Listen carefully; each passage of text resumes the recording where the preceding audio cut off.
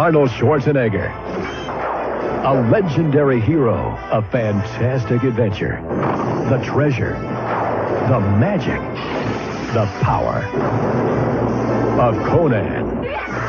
Grace Jones, Will Chamberlain. Arnold Schwarzenegger is Conan the Destroyer. Sunday at 3 on TV 33, the great movie station.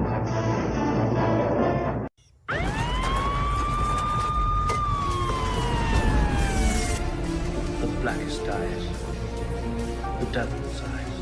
You will suffer an eternity for this.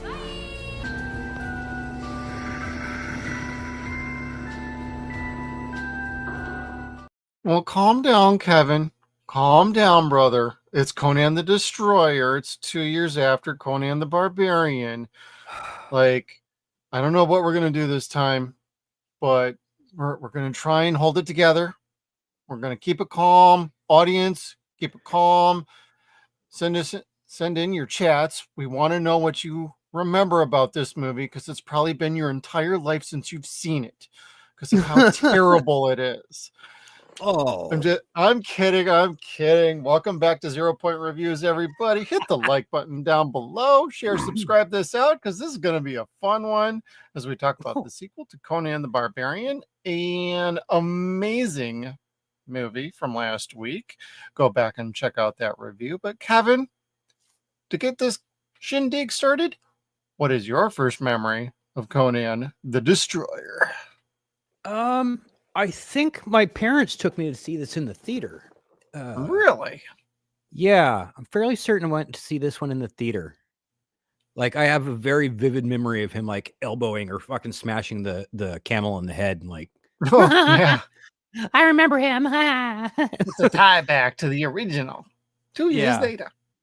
See, I'm pretty sure I got to see this probably when I was far too young to be in the movie theater to see it. But my parents are cool like that. God. Me, I honestly don't remember. I think I saw this on VHS, or literally like our commercial. It was probably on TV, because this was not nearly as gory or violent as the first one, except for maybe 3 or 4 scenes of a decapitated head going flying and the horn being yanked out of, the creature at the end. So.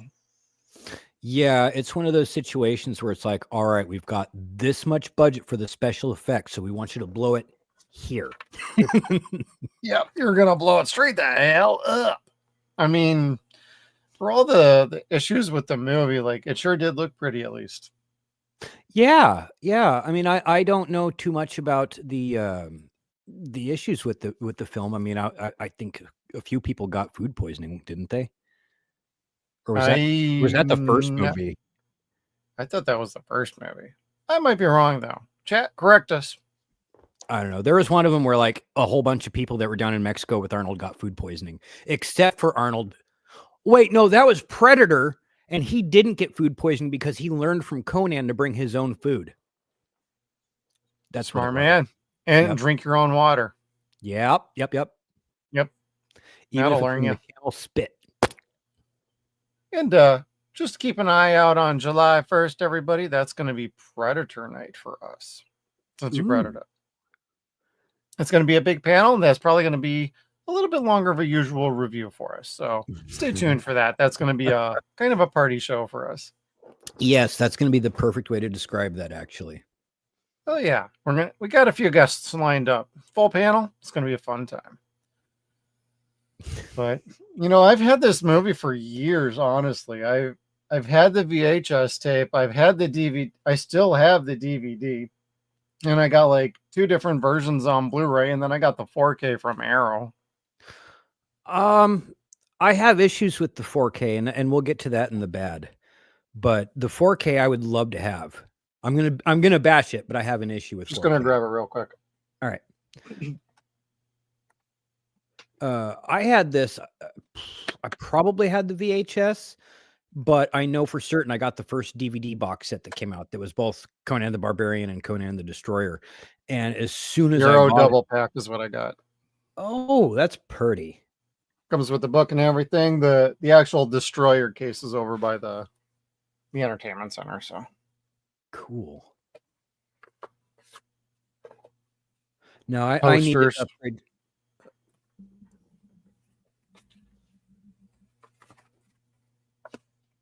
Neat. Conan the Destroyer. Good stuff. I need to upgrade my set. It's WB, and Lord knows when I bought it. If it was sometime between 2007 and 8, they're toast. Oh, the DVDs? Yes. I thought it was Universal for the Blu-rays. Oh, what? Oh, yeah, it Or was the Universal. DVDs, I mean. Yeah, it was. I'm sorry. No, that's okay. I'm just so used What? to shitting on Warner Brothers these days. Weirin still has it on Blu-ray. Sorry, dude, do not apologize. To be fair, Barbarian looks the best on 4K as opposed to Destroyer. Just my opinion on that. Which is funny because there was more special effects on Destroyer.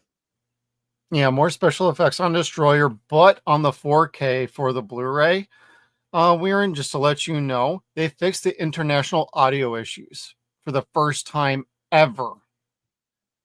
So that would be the best way. That would get you literally the best version if you are capable of a 4K player. They fixed. There's several particular scenes on Barbarian that have audio issues on the international version, which is the version everybody loves to watch. They have been fixed. So there's no sync issues. There's none of that. Everything's been fixed. That's awesome. That took a lot of work from what I understand, though. That sucks. That was not easy. But God bless the editors that did it. Yeah. Well, people for years have been trying to figure it out using DVD footage, using VHS audio, and trying to amp it up and trying to make it work. So there's been like fan edits that have fixed it, but this is the first time the professional edits ever fixed it. And they did that for the 4K for Barbarian. So you could just get the Barbarian 4K. You'll be just dandy with that. I'd be okay with that. Again, I love this movie. I truly do. But it is not as good to me. God, it's going to be hard to say. It's not as good to me. This is a hard one for me too, dude. I got to admit. Because I don't dislike this movie. Not by any means. Like I don't hate it. I actually enjoy watching it. But man, do I have issues with this freaking movie. Kinda, yeah. Yeah. There's a few loopholes in it. There's a few loopholes in it. There's a few swerves. There's a few red herrings and dead ends. There's dead bitches. Dead bitches that don't come back ever.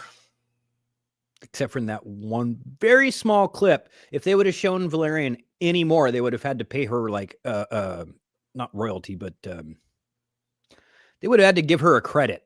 Is what they could have done the Crispin Glover from Back to the Future routine for part 2. Just turn her upside down and make it kind of look like them. Put some putty on the face.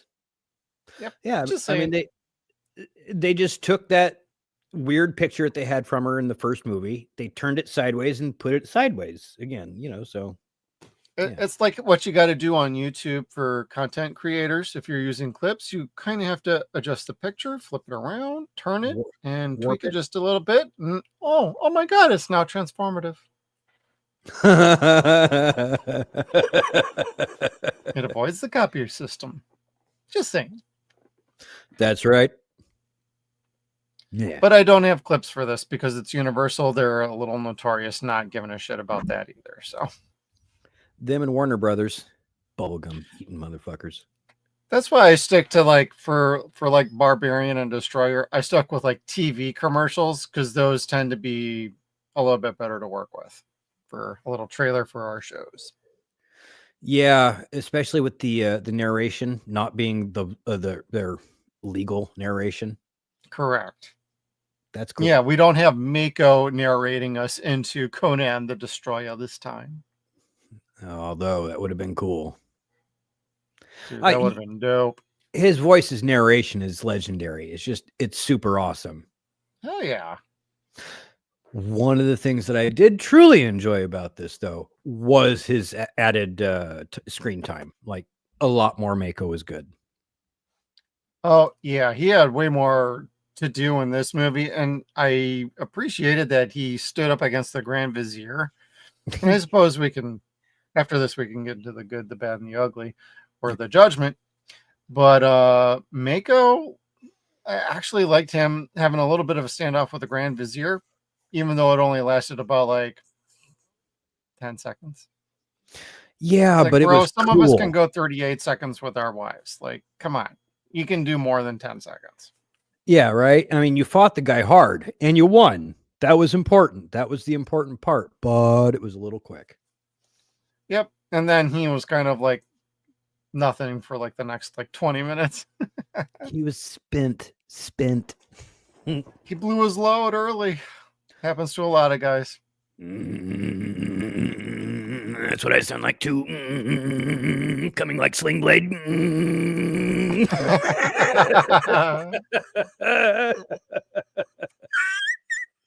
Oh my God. We're going to hell, everybody. Coming like Sling Blade. And Please to our special moderator, Idaho Mike, thank you for joining us again. Please put that on my epitaph. I will. All right, Kevin. Should we just get right into it? Talk about the good? Because there's going to be actual bad with this one. There is. We'll get into it. So let's start with the good. What a ragtag team. Oh my God. Olivia Diabo, cute as hell and annoying as fuck. Wasn't she, though? But yep. Golly, there was a crush. Even at 4 years old. Like, she at was every age for a lot of guys. It was like, that's where they get ideas for the fantasy films, like in video games. Hey, we got to have a young little princess. Just saying. Yep. It starts kinks. And for whatever reason, this one's blonde. And dumb as one, too. Yeah, she kind of was. She was a screecher, bro. God. Wait, like Lassie? Oh, like really? From Porky's? Like during several times in this movie, all she does is scream her head off. It's like she was born to be a scream queen in a horror movie. You know, it's funny, when in '89, when they had the action figures for Batman come out, they didn't have a Vicky Vale action figure, and I didn't know why. Best I could figure is they didn't have an action for Vicky Vale. It's like, dude, you just need to have a button on her back and she screams, because that's all Kim Basinger did in that movie. So I feel you. I know what you're talking about. Wow. Yeah. Derailed. Sorry. At least Kim Basinger was I take tall Kim blonde. Basinger over Olivia. Yeah. But I never saw Kim Basinger as a princess, though, either. Although Olivia was a little bit more like Ozma than anything else. Like, she, at the very end, she gave off that Ozma vibe. Like, I'm not supposed to be here, but I'm happy that I am. Ha ha. Yeah, God, yeah. Princess Jenna. But spelled different. So this movie was very meta. It predicted how horribly people were going to spell children's names in the future. God, no kidding. Like, Jenna was spelled with what, like a J-E-H, or was it J-H-E-N-N-A? I think it was J-E-H-N-N-A? Or J-E... Oh, it was J-E-H-N-N-A. According to my notes. I'm like shrieking the whole fucking time. I mean, I'll bring it.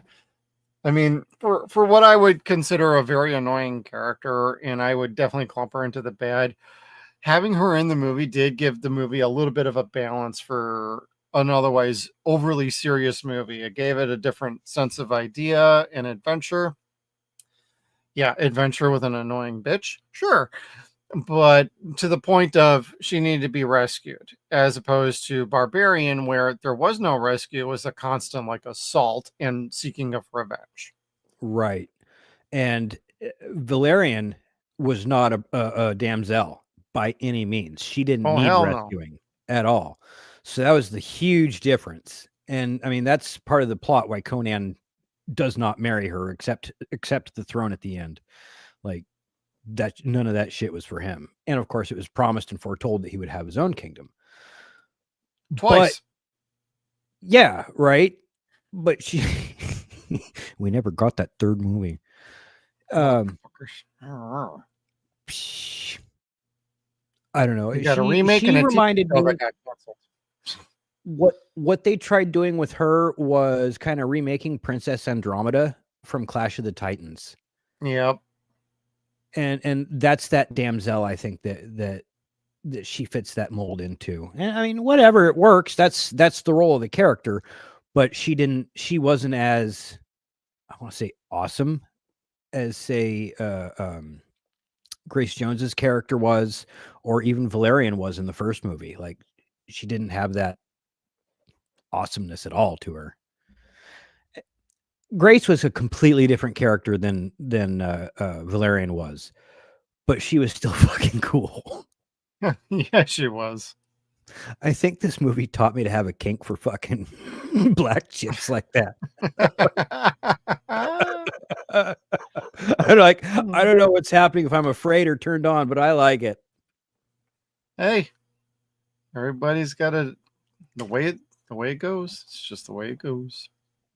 And she had a top butt with the fucking Super Mario Brothers 3 tail on, and you're just kind of like, wow, this shit really is meta. They foretold Super Mario Brothers 3 too. It was a fashion statement. Oh, yeah, I guess. Oh my God. She had a tail, dude. It was cool. She had a tail. If she ran fast enough, it would start going like this and she'd fly. Oh my God. Sorry. That would not have been the most bizarre thing to happen in this movie. This movie had enough bizarre things happen. You're trying to cross this thing with like Sonic. Oh my God. Did that happen in Sonic too? Really? I don't You know they got a girl with a tail. Tails is a girl? No. Oh. Anyway, I was not a Sega fan. I was not. I was not good at Sonic, so I was always like a Mario snob, like, fuck Sega. That stuff's stupid. I just was never good at it. Sega does when Nintendo don't. PlayStation did the rest. Bang! Boom. Sorry, and then Xbox just blew up. Caught fire. And how's that working out for Xbox now? About it's the not, same, because they're going to be getting out of the console market. Are they really? Oh yeah. Fucking get out of my sandbox, bitches. It's been fucking 30 years. 20 years. For the whatever. guy who's got a PlayStation 4 and a PlayStation 5, you sure talk a big game. I have all 5 of them. Good man. Just saying. I love my PlayStations. Now they did do a Conan video game eventually, and I think I still need to get that. Actually, the Hyborian Age or something like that. It's called, I believe. There's also Conan Exiles, I think. Or is it Exiles? There's been a couple of them. I mean, I hate to spin off to another topic, but literally it is a Conan topic. Well, it's our last chance to talk about Conan for a while, so get it in. Yeah, because when we get to Red Sonja next week, it's not even Conan anymore. Not really, no. It's what, Kaladar, I believe his name is? Or Kaldar? Shit, I don't even remember. I swear to God, it's been 30 years since I've seen Red Sonja. At least. Same, and I actually kind of remember that. They couldn't get the rights to call him Conan. That is so strange. They intended to, but they couldn't get the rights, so. That's how we got Dr. Mordred. Yeah, that's true. Man, Jeffrey Combs, brother. He would have made this movie a bit more interesting. Jeffrey Combs would have made a dope fucking dark wizard. Just saying. I don't even have to explain to you what I was getting at with that. Just for his creepiness and what they could have done with him with makeup. Just imagine the fucking freak out. The true R rating that this movie could have gotten just by having Jeffrey Combs in this movie. Yeah. Universal can't have that. We just No, had they to- couldn't handle it. Well, it was also Dino De Laurentiis and his kid. So, Oh, yeah. So, okay. That's right. It's the same people behind fucking Army of Darkness, yeah. which I say with respect, but you We all know what I'm both love talking that about. movie. We're just saying. Yeah. They had this much money for blood and they got that much seconds out of it. Yep. Yeah. And it all shot out of the ground for like 2 seconds. Which was awesome in and of Yeah. itself, but still, should Yeah. have been more. It should have Couldn't been drown on Bruce Ash. Campbell. Yeah, you couldn't drown Ash in a gallon of blood anymore, or Yeah. gallons. It's the only film or the only time where Bruce didn't get drowned or nearly killed. Yeah, God, what a shame. But with the good with this movie, the cast is pretty good, despite my opinion on a few characters. The aesthetics alone, though, like this movie looks like a big budget movie, so it aesthetically looks good. They got great exterior shots, great scenery, cinematography looks good. Although I would give credit to the set design, like the statue, like what you have for our avatar in the upper right hand corner, everybody. Well, That along with like the castle and everything looks awesome. It looks great. It looks like something straight out of Clash of the Titans. yeah, it really, Like really old school does. style. So it looks great all around. This also what was it? Sinbad and the Seventh Voyage of Sinbad? Yeah. Was that the one with the Eye of the Tiger, whatever it was? There was 2 of them. Yeah. Yeah. I think it was the second one had a similar type of monster, but this, I always remembered this, like this scene with it changing.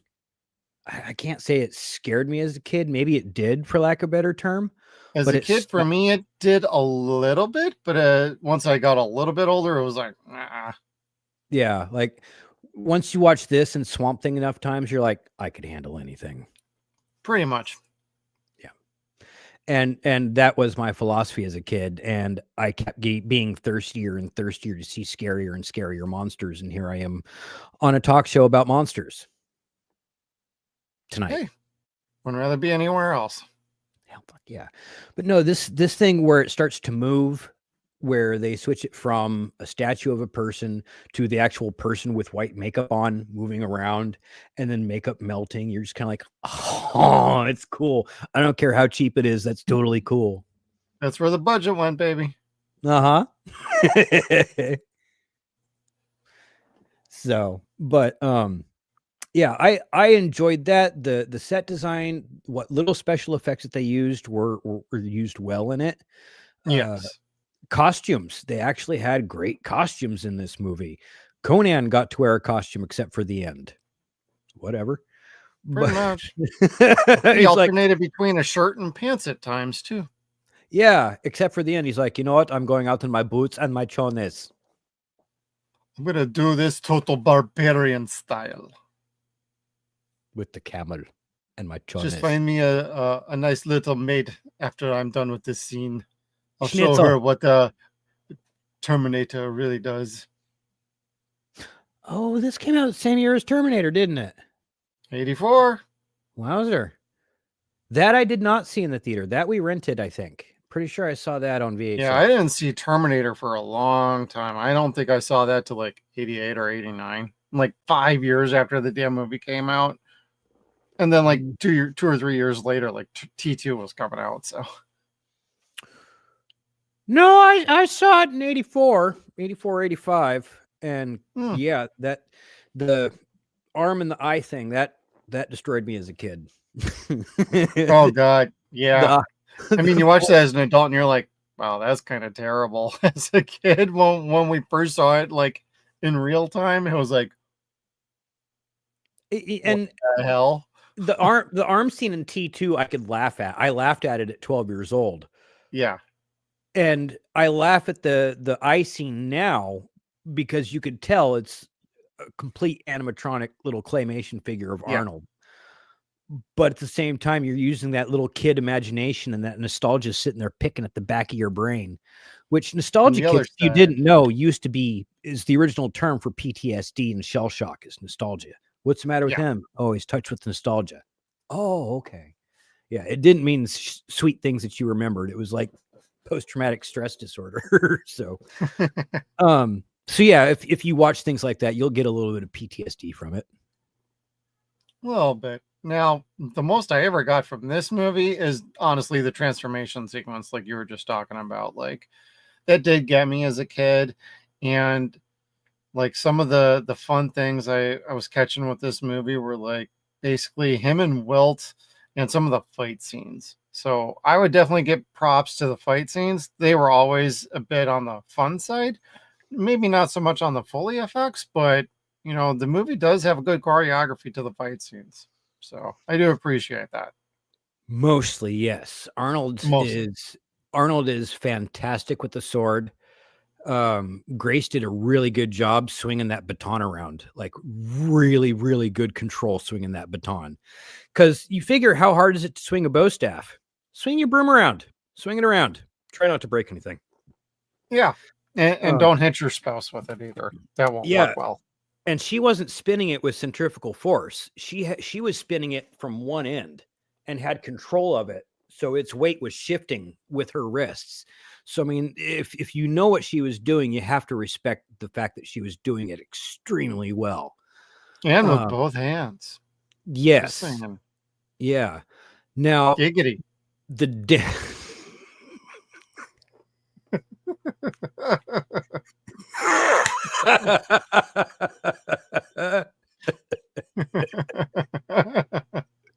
I win. Now,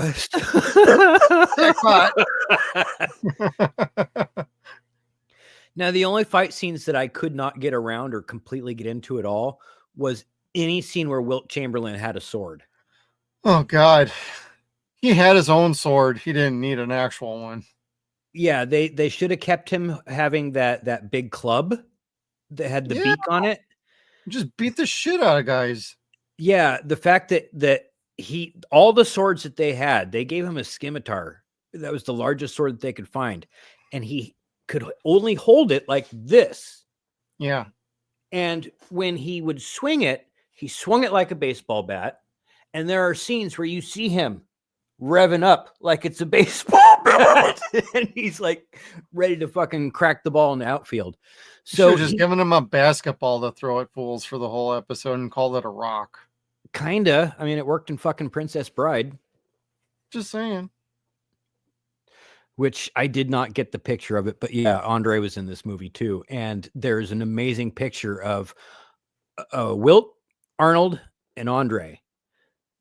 And Andre was not the tallest person there. Wilt was taller than him by a couple inches, which is amazing because Andre, of course, we all know is the 8th wonder of the world. Wilt, as we all know, is the 9th. Wilt's penis. Where the 10,000 women he slayed in the bedroom. Somebody had to say it. Mr. McDonald's over there. HPV patient 0. Million served. Just saying. Didn't he die of AIDS? I have no idea. I believe he did. Like, he was one of those people where it's kind of like, I'm throwing it out there everywhere. Oh, fuck, I lost. Damn. It's like throwing your penis on the crap table. Go. Just saying. 10,000 times on is really out there dangerous. with your big old sword. But no, he, I don't know. I mean, there were stories I heard about Wilt not getting along with Grace Jones on set because she kept. I heard that too. Yeah. Yeah, she kept playing her boombox. Like Grace, I think, is exactly who she plays in every movie. And that's the bitch that's just enjoying life and doesn't give a fuck what any man says. Like, what anybody says for that matter. Like, and that was her character in this movie too. So well, yeah. And it worked really well. I liked her character in this movie. Is it a bit cheesy and campy? Yeah. Sure, but it's so fucking tonal and perfect for the movie that, like, wow, nobody else could have done that and made it cool. No, anybody else would have just made it like stupid, honestly. Mm-hmm. Yeah. With Grace, she had just done James Bond and she was doing this and a bunch of other movies. Like, girl was on a roll at this period of time, so it worked. Yeah, and Boomerang was to come around the corner in a couple of years too, I think. I Was it think so, like 86, 87, I want to say. something like that? Yeah. Yeah. Was that Boomerang or was that it was I don't remember if it was Boomerang, fucking Harlem Nights. I don't think it was Harlem Nights. No, because they were talking about perfume scents. So it was definitely Boomerang not movie Harlem. was 92. Distinguished Gentleman? Let I me don't look know. her up here. Riveting podcasting, folks. That's what we are here for. 0 points. Let's keep it going, brother. Woo, woo, woo. And what'd you think about the soundtrack with this movie? I liked it, but it was not nearly as good as Barbarian, in my opinion. To me, it was like they were trying to recycle Barbarian. They were trying to use less music so they didn't have to pay as much, but then kept the main theme from Barbarian in there just to keep it Conan. It was okay. Like, yeah, it was okay, but it didn't thrill you. Like the Barbarians, the whole soundtrack thrilled you. Like every scene you were in was dramatic, it was thrilling, it was scary, it was sad. You felt that shit. They wrote it well. Whether it was intentional or not, they really did a good banger on that one. This one, they paid for less. And Yeah. it didn't hurt the film in any way, no. But it didn't leave you as excited as the first movie left you. Like any fight that happened in the first movie, you're like, fucking, we're doing it again. Yeah. This one, you're kind of like, all right, now what? Next fight's here. What are you doing now? Because this movie really was kind of like a series of stops. We're going to fight here. We're going to stop and fight here. We're going to stop and fight here. And then we're going to stop and fight here. Yeah, we're following the formula that we think we got for what Conan should be doing with these movies now. And we're gonna stick to it, and that's what we're gonna do. Oh, okay. It's still enjoyable. Yeah. You see the formula after like 30 minutes. It's like, oh, okay, I guess that's what we're doing now. Yeah, and then they start taking concepts again from movies like Clash of the Titans, where you've got the dragon or the spirit thing that comes and takes the girl in her dreams and takes her spirit away to the other wizard. It's like, okay, that's not The Rock at all. ROC, kids, not ROCK. But anyway, it was okay. It was fun. It was cool. I love that sort of sorcery shit, but it was so very much, I don't even want to say an homage because it was only 2 years after Clash of the Titans, 3 years. It kind of ripped off the same scene. Which year was Clash of the Titans? 81? 81, I think.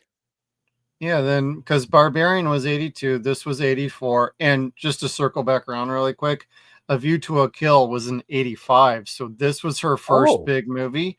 And then this led into James Bond. And then she did A Vampire and Vamp in 1986. Boomerang in 92. So I just remember them trying to discuss the scent of love. And she pulls off her panties and throws it in somebody's face. I'm like, yeah. That's exactly what we're doing here now. And it was at that point Kevin realized he wasn't racist.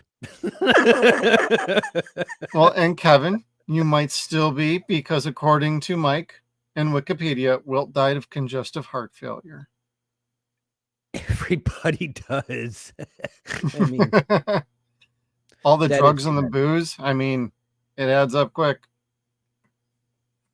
That man lived. He lived really well. But shit. Well, I got a story. My aunt from like before I even knew, as a little kid, she had dated Kareem Abdul-Jabbar while he was with the Milwaukee Bucks under Lou Alcindor. She dated fucking not Clarence, Roger? Lou Alcindor, Kareem Abdul-Jabbar. Yeah. Who's in the Airplane? Yeah. I don't know for how long, But my mom and my other aunts all confirmed, yeah, she went out with him for a little while. That's totally cool. Was she But just that was long before my time. wowzer? That was the 70s, baby. But That's that, absolutely awesome. now overall on the plot, what do you think of it? You still like? I know we both say it's not as good as Barbarian, but is it still a good movie in a general sense to you, plot wise, from the first one? Yeah, I think so. Like compared to the first one, no. So compared to the first one, how do I put this? You've got Conan the Barbarian, and they call this one Conan the Destroyer. I also call this one Conan the Other Movie. Yeah. And that's where people are going, is that Conan or is that the other Conan movie? Oh no, this is Conan the Other Movie. That's the one that had the giant horn monster in it. Oh, okay. What about the guy that eats jewels? Nah, it's Conan the Other Movie. Oh, okay. No, that's what is it, Malik? Malik, yep. Who I don't understand why they replaced Robitaille with him, but Sabatai? Sabatai, yeah, I'm sorry. Robitaille. Oh, I can answer that question for you actually, but hit me. he was actually in Hawaii. He was a kind of an actor that John Milius liked. He was actually more of a surfer, and his agent said, if you want more roles, you need to move to LA. And he was like, nah, I'm good. And due to his unwillingness to do that, he wanted to just stay where he was at, doing what he was doing, because John Milius wasn't involved to kind of make it still work. He's like, you know what? Not interested. They replaced him with Malik. Lame. That's so lame. I wouldn't even like throw shade at the actor who played Sabatai. It's more like, no, it's the director that has brought me on most of his films, and I'm pretty happy where I'm at. Fuck it. Screw you guys. I'm out. And he also probably read the goddamn script too and was like, what do you want me to do? Yeah, like he didn't need to be, his character did not need to be a comedic relief. No. If they Malik did, I think I actually would hate this movie. Yeah, Malik worked okay because he wasn't Sabatai. He was a throwaway character. Yes, he was. But they tried to rewrite it so that he was there the whole time. Just pretend that he was. Yep. And that's the only fault of this picture for me. Like, that's the only part that makes my eye twitch. That and his pants. Like, for a straight dude complaining that Arnold Schwarzenegger's wearing pants, I feel bad. But I'm kind of like, why is he wearing pants? Conan doesn't wear pants. I didn't wear pants. Yeah, like when I pretended to be Conan, which was like from the age of 3 to 45, you know, it's always in my chonies and maybe my socks. Just wouldn't wear pants unless we had to. Sword. Well, I'm wearing workout shorts right now. No, I am not standing up. As my set falls. Yay.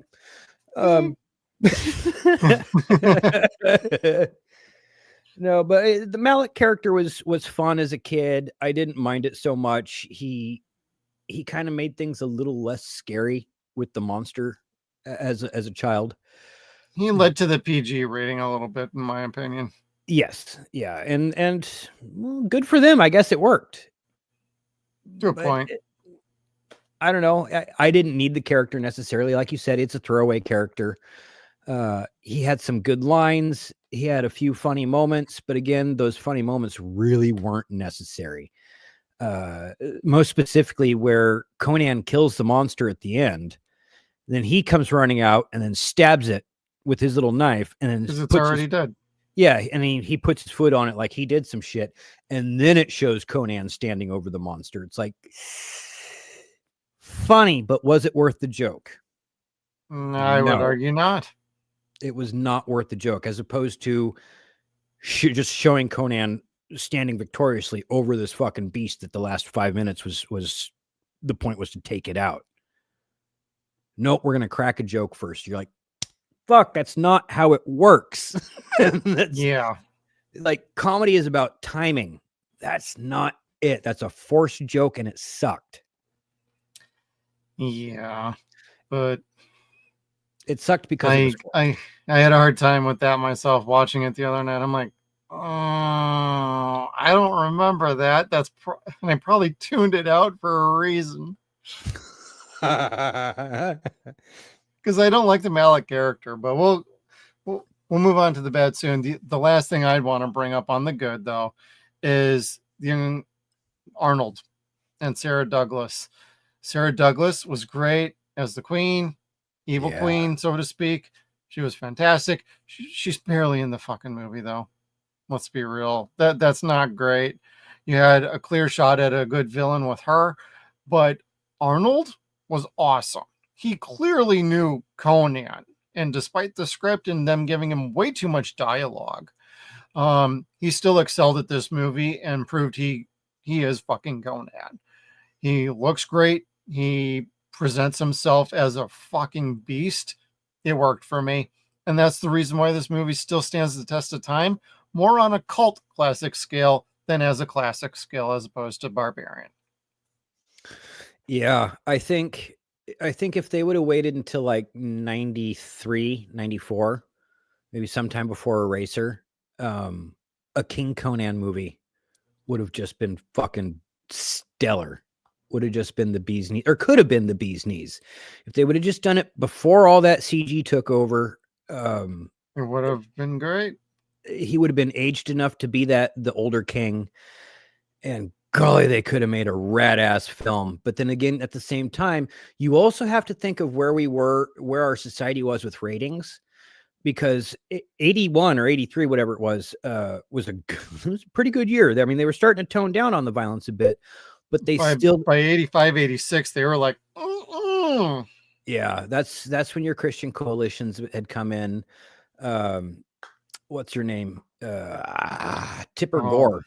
Yeah. Tipper Gore was like just destroying media and R ratings and music all the fuck over the place, bringing the parental advisory in. So the violence that you were getting in movies for stuff like this, like the Swords and Sandals movies, they were dying out, bro. They were really bad. They were really bad. What was the last Swords and Sandal movie that we got? Kull the Conqueror?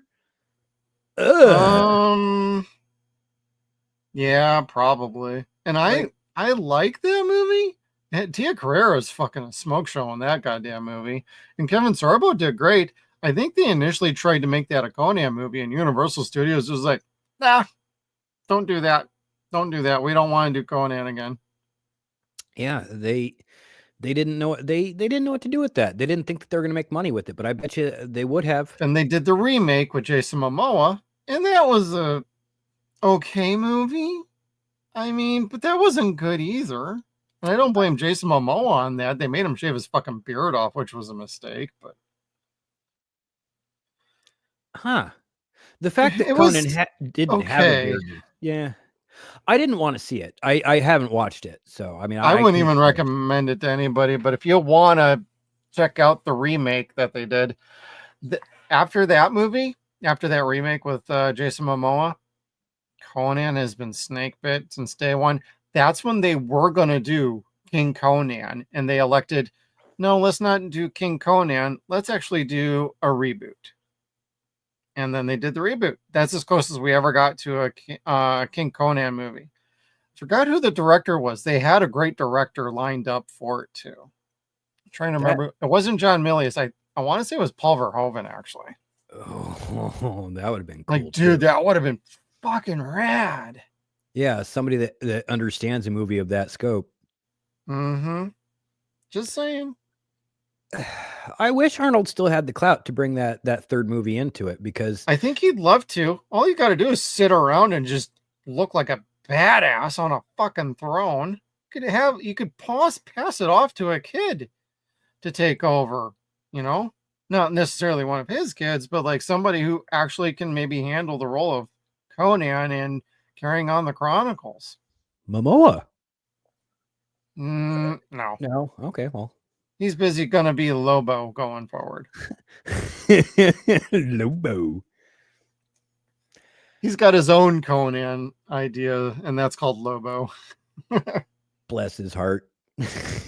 Hey, good for him. He loves that character. He's been wanting to do that since he was a kid, was to play Lobo. So, but as far as like King Conan, you could find a way to make it work. But the closest we got was an Amazon TV show a couple of years ago, Ryan Condal, and Amazon decided that's a little too much toxic masculinity. We're not doing that.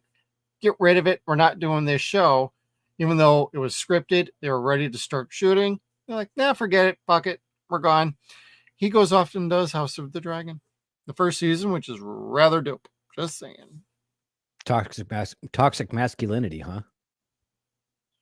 Which is basically these two movies, if you really want to define them like that. But nobody thought about it back then in the 80s. Yep. It was badass dudes beating the shit out of people, killing demons, and wrecking shop, and banging hot chicks. That's right. And I want more of that, please. And if that makes me a toxic masculinity man, that's what I am. I mean, you could enjoy a movie like that without fucking being a toxic male. You can. Like, you don't have to fucking put certain things in there, like smacking a bitch around. That's toxic. Beating the shit out of a camel that keeps spitting on you. That I don't necessarily like, but at the same time, I'm kidding. I get it. Like, I don't like seeing it, but if something spit on me that covered my entire being, yeah, I'd be fucking irritated as shit, even on my antidepressants. Like, I'd be pissed off. But no, like, movies like this could and should still exist, I think. Like, you don't need to make things graphically offensive. You don't need to make things overboard and just make them smart. Like, we don't need complex plots, but we do need characters that are actually smart and written smartly. Give us a princess that's not a screamer. Give us Valerian. That's not a thief who basically is comic relief the whole fucking movie and does literally nothing except for stab you with blades that are like and legal. Swallow jewels. Yeah, that's good. Enjoy those stones. Enjoy those stones. Kevin, we've gone long enough. Maybe we should officially switch over to the bad. All right, baby. Lucha. On Dagoth. Shit. Yeah, so that fight with Mil Mascaras, dude, that's fucking awesome. I was going to say Mil Muertes.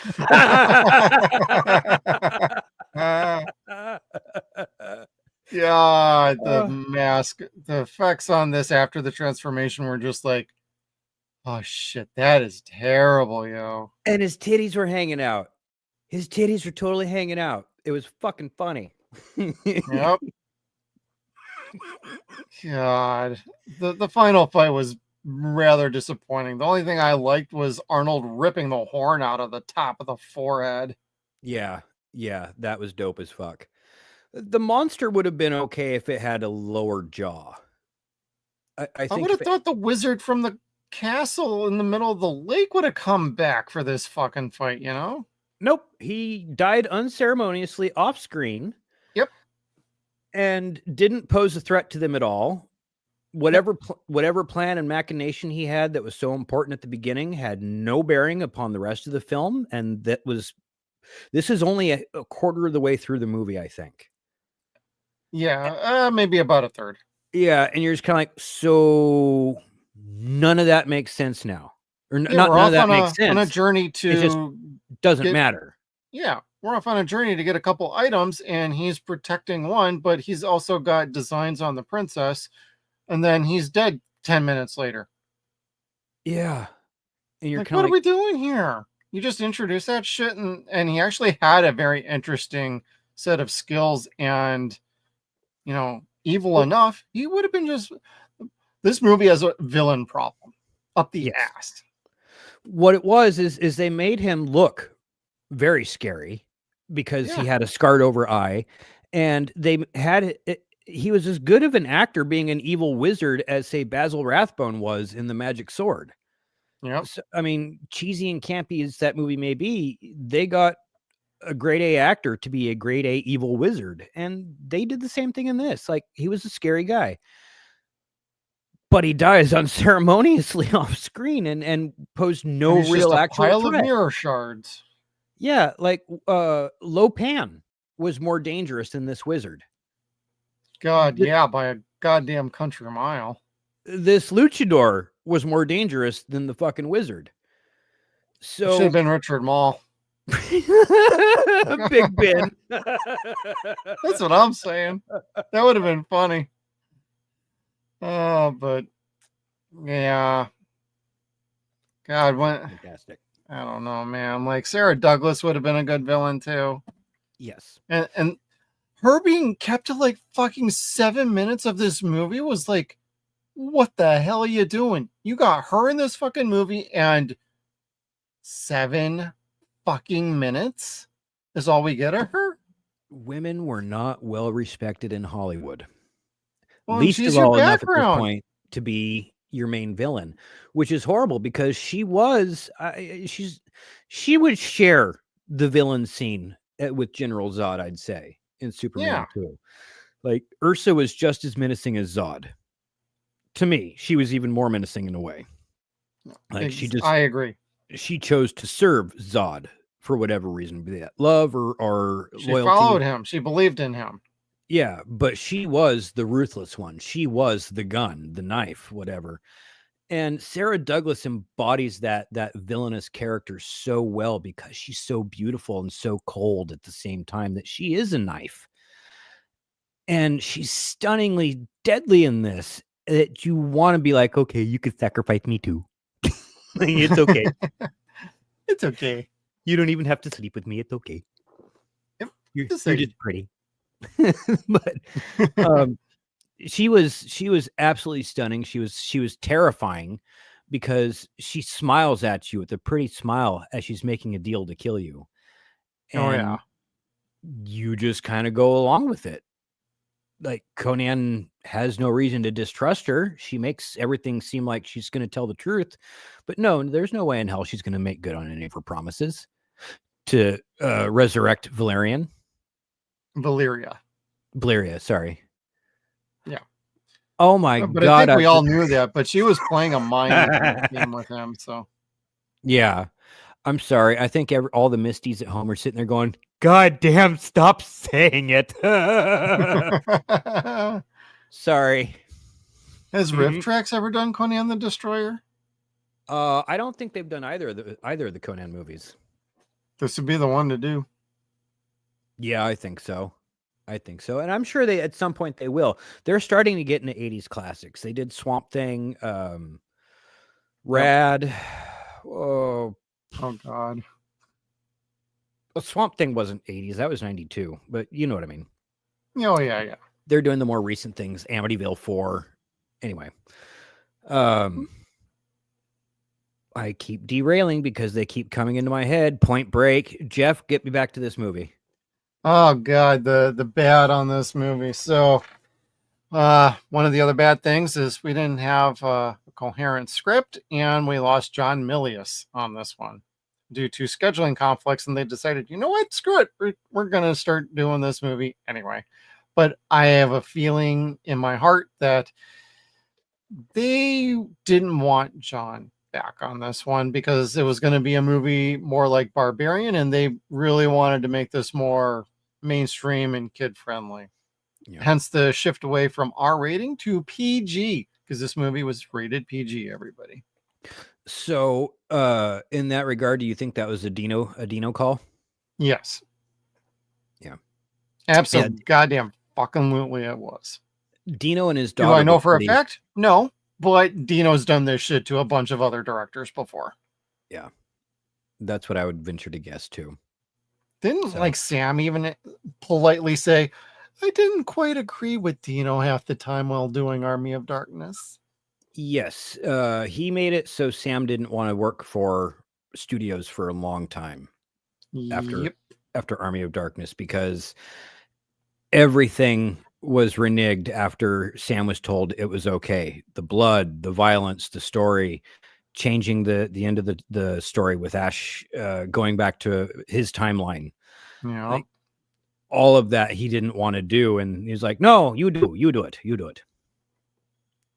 Of course, this is also the same. Never mind. I changed my mind.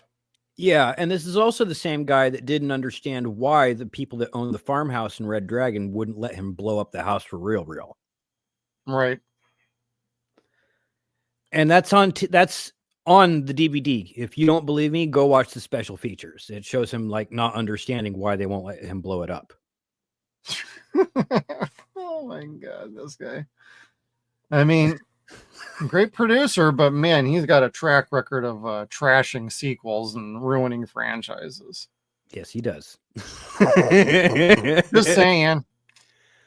Now, I wouldn't say he ruined this movie, but he definitely took like the teeth out of this movie. It's like somebody just walked up to you with a baseball bat and said PG and started whacking you in the face until you screamed, okay, okay, okay. You know who would have done a great job directing this picture? Oh, Big Jim. Jim Wynorski. Yes, he would have destroyed this movie. Dude, we would have had titties for days in this movie with Jim Wynorski. Fuck yeah. Wait, didn't he do Deathstalker 2? Yeah, I was gonna say he did like Deathstalker. I was gonna say something else, but like Deathstalker 1 and 2 are pretty okay. After that, there was a booby or two. There's a booby or two. Oh man, those are definitely influenced by Conan. So. Yes, which is probably why I like them so much too. And even I would be down for rewatching those at some point. Shout needs to put that 4-set back out. They haven't. It's been out of print for a good long time. I think I have either the Blu-ray of the first two, or I have a DVD of the 4-set. I don't remember. I thought you had the Blu-ray of the 4-set. I'm gonna have to dig around for that. Oh wait, I can look something up. I don't remember. But I thought you got the one that you're like, oh shit, I got to get that because it was being advertised going out of print. I don't remember. It was a long time ago. Well, I don't either. But while I'm taking a look at something, if you want to tell me what else you didn't like about Conan the Destroyer, and then we can maybe get into some final judgments, because we've been talking about the bad basically since we started to. Yeah, we can't help that. So we started talking about my issue with 4K, and 4K is stunning, absolutely stunning. And there's so many things that are meant to be seen in 4K, and some things look great on 4K, some do not. Yep. Now let's talk about some things that look great in 4K. Sarah Douglas looks great in fucking 4K, chiseled like a goddess. Like God made her with his own hands with love and care and said, "Here, world." Now, in 4K, if you guys could see, she's not really naked at all. Like, that's a totally different flesh tone. Up until the 4K, this all looked the same color, and you're just kind of like, oh, that's just a crow on her boobies covering them up. Ooh, that's sexy. It's all painted on. Nope. Yep. My whole life has been a lie. Thank you, 4K. Thank you. God damn. I'd rather see the wires carrying the spaceship than the clothing over Sarah Douglas. Than the sheer cloth that was adorning her. Yeah. Kind of reminds me of like what was it? The Mummy Returns? Or The Mummy and the Mummy Returns, where the one girl, Imhotep's girlfriend, has like the face, has like the body paint all over her, and it smears from time to time. It's like, yeah. don't ruin that for me, please. Don't be a shirt. Whore. Now who'd she poke? Yeah, get to poking. Every time there's a fucking edit shot. Anyway, sorry. Nah, honestly though, the 4K in general does look good, but to Kevin's point, it does tend to show a lot of the problems and issues with outfits and overall CGI scenes. They did the best they could. It looks great. I ain't gonna lie, it does look pretty damn good. Barbarian looks fucking amazing though. I'd like absolutely worth Barbarian like 4K on that is chef's kiss. It's fucking gorgeous. I want to see the ghosts trying to take his body in 4K. That was so good. Yeah, I imagine it was. I don't think I brought that up last week, but it was like, god damn, that looked great. And like, and the matte paintings in like this with like the castle in the background, that looked really good too, actually. I mean, yes, there was a little bit of like superimposing you could kind of figure out, but if you're just kind of sitting back, relaxed, and you're just watching the movie, it ain't gonna bother you. It's if you're trying to be super critical about every frame, you're gonna notice the things that I just mentioned a little bit ago. You're gonna see issues, but it's mostly what was on the print before. And they have brightened up the colors. Yeah. They should have kept the color grading down just a tick, kept it a little cooler, a little softer, but 4K tends to brighten shit up or change overall color schemes in general. You want to know a movie that you shouldn't take to is probably Aliens, because it's now got a tint to it that it shouldn't have, that it never had before. No. Did they make it yellow? Green. Ugh. It's weird. I was like, I'm not buying that. No. I heard from enough friends and I saw videos. So if you want to do some research, everybody, do your research before upgrading to 4K. Otherwise, get the Blu-ray. It's totally fine for Destroyer. Absolutely, I would highly recommend 4K for Barbarian, though. Cool. And maybe they'll put out Red Sonja soon, because we're getting a new Red Sonja movie either this year or next year. It's about done. I think I don't know if it's got a release date yet, though. I don't recall, but I believe you're right as far as it's filming. Well, while you're bringing that up, I'm going to bring up the Final Judgment here, because it's going to come together here in a second anyway. Like, there's enough bad in this movie. Like, to your point, we have been talking about the bad since we started, but it is worth noting that even amongst all that bad, we still had fun watching this movie. Oh, hell yeah. There's plenty to complain about, but this is not an unenjoyable picture. It just has the misfortune of being a watered down sequel to a really, really good cult film. Yep. And in a lot of ways, this picture has a one up on its original, but it doesn't succeed its predecessor. Like, it's more of a family picture where everyone can sit and watch it and enjoy. That's fine. But they reeled back the fighting, not just the violence with the blood spatter and all that, but they reeled back the fighting. They made it a little less interesting to watch. They put comedy in it to fill that hole, and it just didn't work. But it's still comedy, and it was still funny. So, I mean, it's kind of a catch-22 there. And then this is an ensemble film. The first movie wasn't so much an ensemble film. You had two characters that stuck together the majority of the time. Yep. And then a female character that's there for a moment, Mako that comes in as another side character, and then finally your villain. Otherwise, it's mainly Conan just wandering, and for the most part, Subotai being with him. Otherwise, no. But in this, you've got a group that grows from him and Malik to him, Malik, Bombarda, and Jinnah. And then, of course, to Grace, I can't remember her name in the movie. Horrible. Zula. Which you only hear like goddamn once. Did they really just...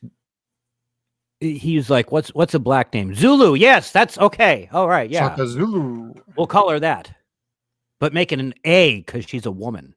Yeah, that's totally Latina. Italian. Dino. Dina. Douchel. Anyway, so gosh, this movie gets a lot of shit. It gets a lot of shit on for not being as good as the first one, but it's not that bad. It doesn't deserve all the hate. If you watch this just every once in a while, it's pretty fun to come back to here and there. It's a fun movie. It ends on a fun note. It kind of it gives you a look into the future, like Mel Brooks's History of the World Part 1 did, where you want to see what's going to happen next. They tell you there's more to the story coming. So yeah, I mean, this is a fun picture from start to finish. There's fun to be had throughout the entire thing. Just not as high of quality as the first picture did. Yeah, I would agree with you on that. Like, it's not nearly as bad as a lot of people make it out to be, but it's also not nearly as good as you think it should be either. So watch your expectations, and like Kevin said, watch it every once in a while. That's a-okay. Like, it won't ruin it for you, and you'll be like, you know what, that was okay to watch. It's fine. I got a kick out of it. No, I'm good for the next 5 years. Barbarian, on the other hand, I'll watch that all the goddamn time. If I only had to take like 5 movies with me to a island for the rest of my life, Conan the Barbarian is going to be one of them. Yeah, Conan's another one of those just great pictures where there's so very, very little wrong with it. And what little wrong with it there is forgivable because you're enjoying the rest of it so much. Yeah, and there is an enjoyment to this movie. There just is. Good action. Arnold is still Arnold. One of my major problems, though, is they give him way too much dialogue. It's way more dialogue heavy than the first one was, where you're like watching, is this like an art house, like fantasy, dirty, gritty ass fantasy, low fantasy movie? Damn right it is. This one tries to go a little bit bigger, a little bit bolder, a little more fantastical, and a lot more dialogue, and it wasn't necessary. This movie, they needed everybody to be talking almost all the time, and they didn't let the actual movie do the talking for itself. Let things breathe. Nothing breathed. It was on to the next scene, to the next fight. Yeah, like half of Conan the Barbarian is like the traveling monologue from Indiana Jones, where it's going from one spot to the next on the map, except for it showing the plane flying in different areas. It's him and Subotai running to different locations and like drinking and finding out rumors about treasure and shit. And that was no dialogue. It was just action, and you were getting the story, seeing what they were doing through that montage. That was not there in this movie at all. Yep. Like they were very formulaic, like you said, and explaining everything that was happening. Like there was no leave it up to the audience to decide. Yeah, it's like, here's your flash card every 10 seconds. Like, hey, we got to explain this to you in case you're not paying fucking attention. You don't treat your audience like that. It's way worse these days. So by comparison, like this movie is still a gem by today's standards of movies that explain everything for like 4 hours. And it's like, yo, be an hour and 45 minutes and do more of this than what you're doing now. Okay, so final judgment. Yep. I would rather watch this than anything produced by Netflix ever. I'll take this over most of what Amazon Prime puts out, to be honest with you. Except they're working on God of fucking War and they can't figure it out. That's all right. Fucking they should let let the people that remade Clash of the Titans, that actually accidentally made God of War, let them do that shit. And then these guys can try to do Clash of the Titans, so we get an actual Clash of the Titans movie instead of God of War. Did you like that Clash of Titans remake? No. What about Wrath, the sequel? Or did you not see that one at all? I liked that one a little bit more. Yeah, I thought Wrath was just a tick better, but I still was like, like, throughout both pictures, I'm like, that's not how the story goes. This is wrong. Yeah. You're taking creative liberties on an actual legend, and this is just not right. And like, then they throw in a prop of Bubo just to like teabag you. And you're like, all right, you know what? That's the final straw. I didn't find that fucking amusing. It wasn't a wink, wink, nudge, nudge. It was a here, fuck you. This is what you wanted to see, but it's not in the movie. Ha ha ha ha. Yeah, it's like they wanted to take Gladiator, merge it with God of War, and then make Clash of the Titans. And I was like, stay focused, you nitwits. Like, God, you're fucking it up. Yeah, they had an amazing cast. Truly, the cast was great on those, but the movies were just, Yeah. I don't know. Yeah. What would you score this? This I'm gonna go 6. 6 to 6.5.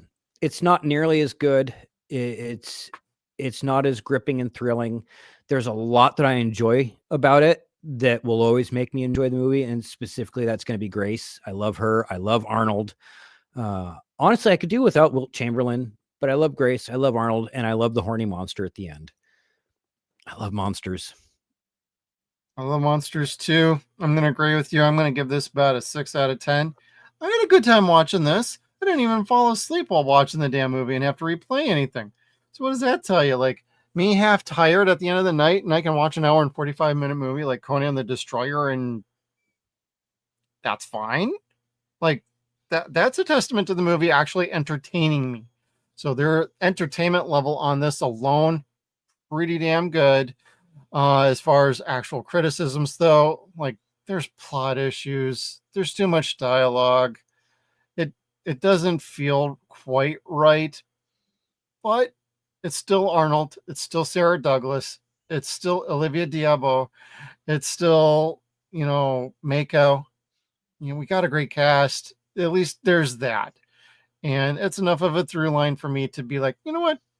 May not be as good as Barbarian, but I'll still watch it. I don't regret having it in the collection. And I'm gonna leave it right there. I enjoyed it, but 6 out of 10. Yeah. There's more eye rolls in this. A lot more eye rolls in this. Well, and the villain problem bothered me. It's like, you're loading up on like 4 different villains in this movie. Okay. And he doesn't fuck any of them up. Yeah. Except rip the horn out of this dude. Yeah. Which was nice. Skewer him. Yeah, I guess. Should have shoved it up. Well, he doesn't have a chin, does he? Should have put it in that little mouth vagina thing that he's got. I would have liked to have seen him like whip that sword, lop the horn off, slice the head off, and then stab him through the heart and within a span of like 2 seconds. That would have been cool. Slash, and skoosh. Here's your beast. Well, the Foley effects earlier when he's like twirling his sword around, it's like, oh God, come on. What was it? The sound of like a fucking a sling. I think Mike's been hanging around our streams too much, Kevin. Right in the Mike, God damn it.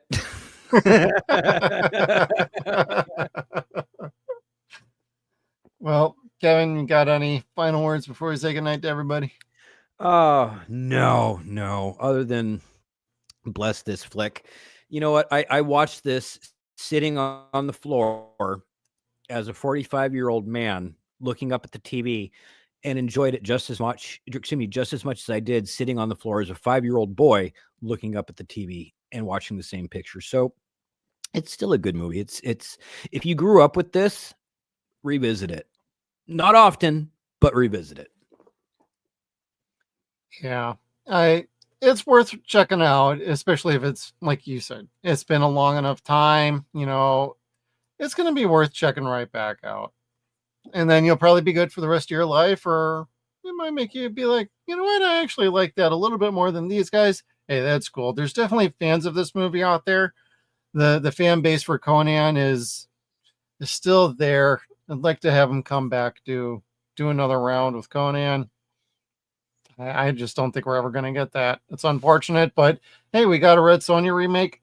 It does look like that's on par for later this year. They haven't set a date quite yet, but the rights have been obtained. They do have U.S. distribution. I think they're just trying to figure out when they want to get that out. I think that might be in October, between October and December, I'm thinking, when they say late 2025. So I don't think December. I think it might be like October, honestly. I'd say it's a fall picture. It sounds like it. Resident Evil would have come out around the same time. Yeah, so I mean, we're gonna get some decent movies coming up at that point anyway. So, hey, ride the wave and get it out then. Maybe that's pretty good.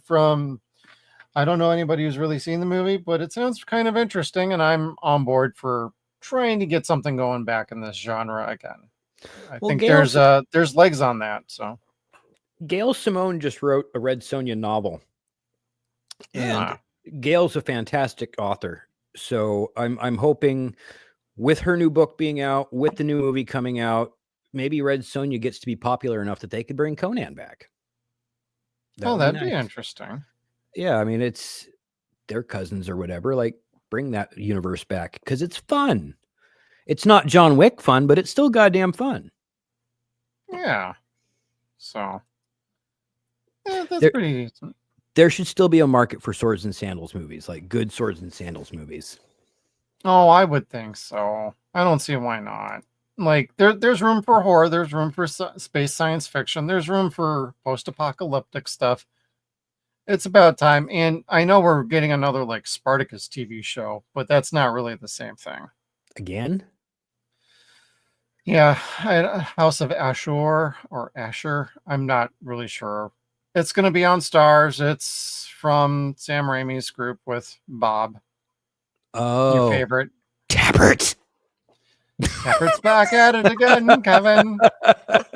And I'm wearing my Evil Dead shirt tonight, too. So I want to meet Tappert so bad. I think a lot of people do for very different reasons.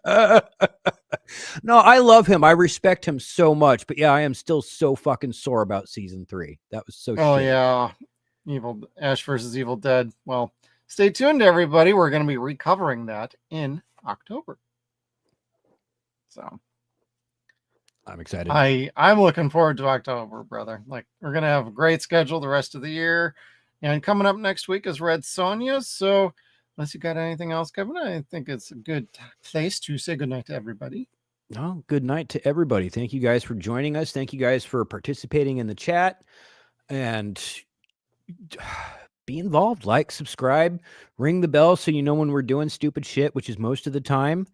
And yeah, we'll see you guys again soon. Yeah, and if you're going to ride us through, we're going to send you on over to my buddy Nerd Wars, Erwin. He's got a little political stream going on, but ride it on out. Hop on over there, throw up a like, say we sent you. That'd be totally cool. So thank you, everybody, for tuning in. We'll see you next time. Bye, Mike. Arnold Schwarzenegger, a legendary hero, a fantastic adventure, the treasure, the magic, the power of Conan. Grace Jones, Will Chamberlain. Arnold Schwarzenegger is Conan the Destroyer. Sunday at 3 on TV 33, the great movie station.